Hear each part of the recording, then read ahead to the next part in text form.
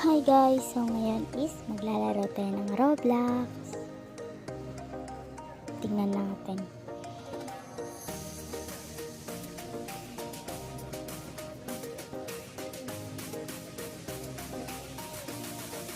Anong pwede kong laruin? Comment down below.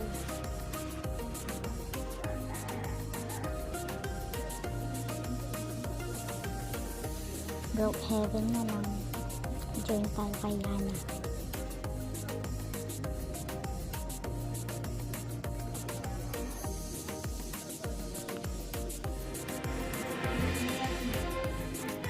Magsisimula na tayo.